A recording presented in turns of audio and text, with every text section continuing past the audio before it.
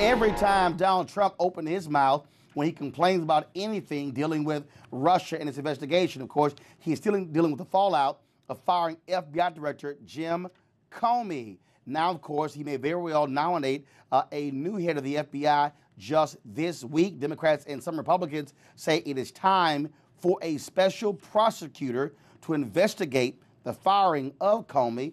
Trump says, oh, I did nothing wrong. It's all good. Why are y'all sitting here making so much noise about that? Well, it's probably because you screwed up and you kept lying to the American people and sending out your spokesmen and spokeswomen to keep lying as well. Well, this weekend, Trump gave the commencement speech at Liberty University. Rotate. Nothing is easier or more pathetic than being a critic, because they're people that can't get the job done. So exactly what job have you actually done since you've been president? Pretty much a Muslim ban that will go to the courts today that will be blocked again for the second time, or let's say screwing up the firing of the FBI director, and of course losing on health care the first time. And then right now it's polling at 17% on the second time. Gotcha. All right, folks, here in D.C., many folks were on the Sunday morning news shows blasting his decision. Former head of the DNI, James Clapper, had his comments to say about Russia and Trump. Press play. Their first objective was to sow doubt, discord, and dissension in this country. And the Russians have to be celebrating with the minimal expenditure of resources and what they have accomplished. And of course, what's unfolded now, here the leader of the lead of the investigation about potential collusion between Russia and the Trump campaign has been removed. So the Russians have to consider this as another victory on the scoreboard for them. Virginia Senator Mark Warner, top Democrat on the Senate Intelligence Committee, he said something is fishy when it comes to Trump and Russia. I think he made some mistakes last fall, but I've never lost that confidence. I know him. I think he's a straight shooter, and I think it's pretty remarkable, virtually unprecedented. One, that an FBI director is fired this way. Two, an FBI director is being fired when he was leading the investigation into ties between Trump officials and the Russians. To fire him mid-investigation, boy, oh boy, that raises a whole lot of questions. And you know, Saturday Night Live could not resist the wonderful material they got this week. Okay, sir, but back to James Comey. Your staff has been insisting all week that you didn't fire him because of his Russian investigation. No, I did. Wait, what? I fired him because of Russia. I thought, he's investigating Russia. I don't like that. I should fire him. And you're just admitting that? Uh-huh. But that's obstruction of justice. Sure, okay. Wait, so did I get him?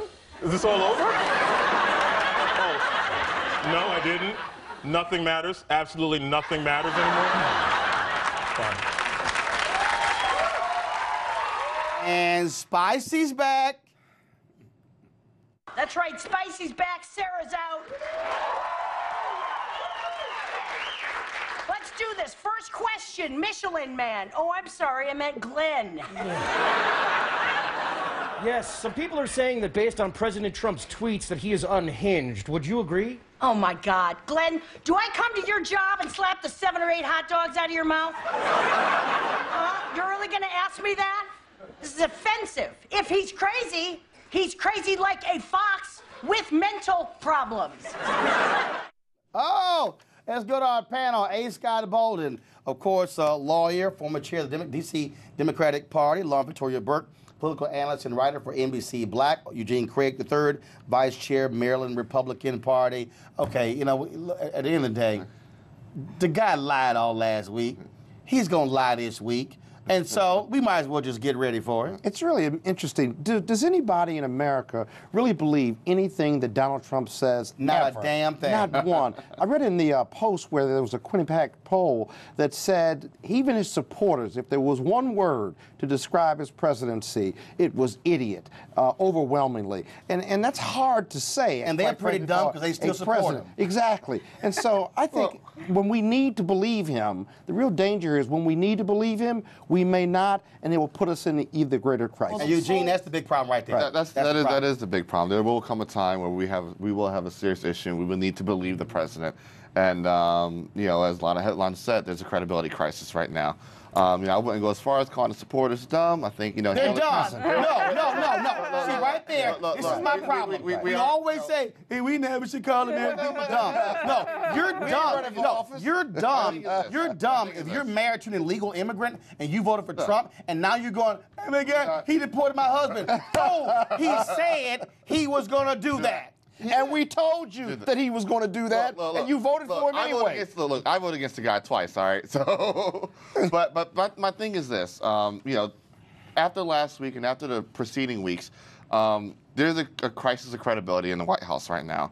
The president literally within a 72-hour time span, didn't flip-flop. I mean, literally probably did like an octagon when it came to positions on the Comey situation. Yeah. The public's, vehemently opposed to it and wants an independent commission. I think that's where we should go. Lon, we can't trust nothing this man says. Nothing.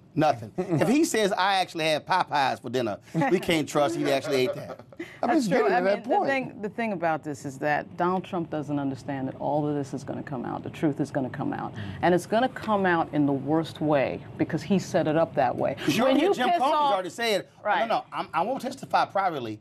It needs to be public. Yeah. You know what that says? I'm about to drop the hammer on him. Well, it's not just Comey. It's Clapper. It's Andrew McCabe. It's Flynn. One of those guys is going to push the magic button. It's Rosenstein. Somebody is going to get to the point where they're like, I've had enough. And Trump doesn't understand that the nature of these stories, the nature of the truth is that it always comes out. So he is going to fall, and he is going to fall hard. Well, a peaceful protest turned deadly. 37-year-old black man was shot and killed by Baton Rouge police. His hands are in the air, and you still get shot by the cops. Oh my God, please don't tell me he's dead. We're not gonna let hate define us.